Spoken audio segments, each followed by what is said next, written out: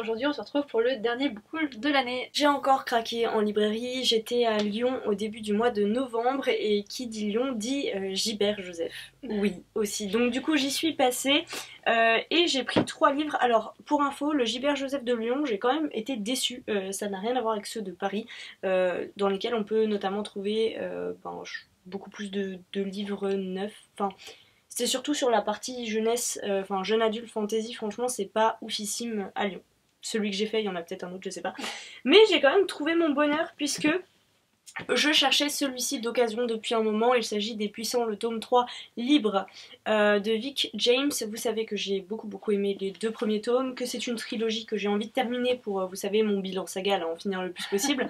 Donc voilà, normalement c'est le dernier tome, je sais que ça va être une bonne lecture. De la même manière, alors je ne pense pas que ce soit le dernier tome cette fois-ci, mais il s'agit d'un tome 2, il s'agit de In Real Life, Mémoire vive. Je vous en parlais aussi dans mon bilan saga, je vous disais que si j'avais l'occasion de lire le 2e tome, pourquoi pas, et ben l'occasion s'est présentée, donc assez rapidement, et je pense le lire. Alors je ne sais pas quand, ça pour le coup, je ne peux rien prévoir. Et pour finir, j'ai pris La tête sous l'eau de Olivier Adam. C'est un livre qui me fait de l'œil depuis que Rajo a commencé la communication autour de sa sortie, c'est-à-dire il y a plus d'1 an maintenant. Je l'ai lu, je vous en ai déjà parlé et ça a été une petite déception. Quant à moi, j'ai enfin reçu l'encyclopédie de la magie que j'attendais depuis un petit moment. Vous savez, j'ai encore participé à l'opération Ulule des éditions Le Héros d'Argent. Et du coup, j'attendais la réception. Alors, je sais pas si je vous en avais parlé dans un autre book haul ou pas. Bon, dans tous les cas, je le place ici, donc voilà, je l'ai enfin reçu, je l'ai lu, c'est une déception. Et ensuite, j'ai acheté 13 à table, donc comme chaque année, le roman pour les Restos du Cœur. J'ai fait une commande Momox fin novembre, en fait, juste après l'annonce des sélectionnés du PLIB 2020, puisque l'idée c'est d'en lire le plus possible avant le 16 février, on vous en a déjà parlé. De mon côté, j'ai trouvé d'occasion Cendre de Johanna Marins aux éditions Snag, que je ne connais pas. Voilà, comme je vous l'ai déjà dit, qui me faisait de l'œil depuis un petit moment, donc je suis contente de l'avoir. Comme ça, on dirait qu'il est assez gros, mais en fait, à l'intérieur, les marges sont monstrueuses, les interlignes sont énormes, donc je pense que ça va aller. J'avais un peu peur, parce qu'en fait, j'ai également pris Le Fort au Corbeau aux éditions Critiques, et là, pour le coup, c'est un petit peu plus dense comme lecture. Voilà. Ensuite, j'ai encore fait 2 achats. J'ai acheté un e-book que j'avais très envie de lire, qui était dans le cadre du pli. Enfin, malheureusement, il n'a pas été sélectionné. Il s'agit de Mort. Voilà, je viens de le finir. Franchement, c'est un très bon roman. Je suis un peu triste qu'il soit pas dans les 20 sélectionnés.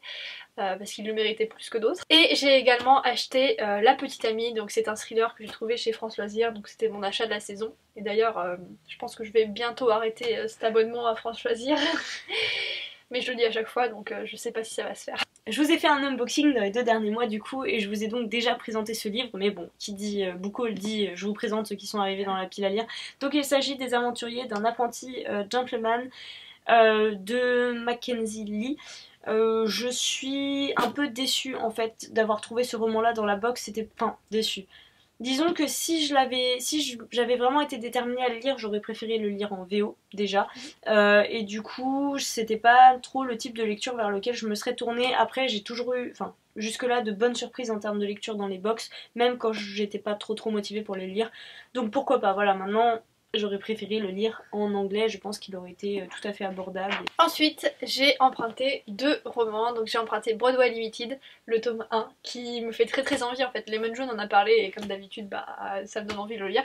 Et j'ai également emprunté Le Cœur des Louves, écrit par Stéphane Servant, parce que j'ai lu Féline dans le cadre du PLIB.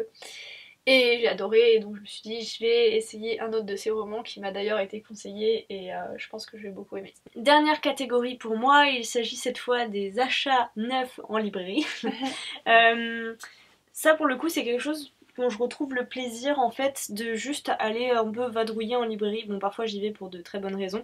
Voilà, j'aime bien, surtout quand c'est ouvert le dimanche.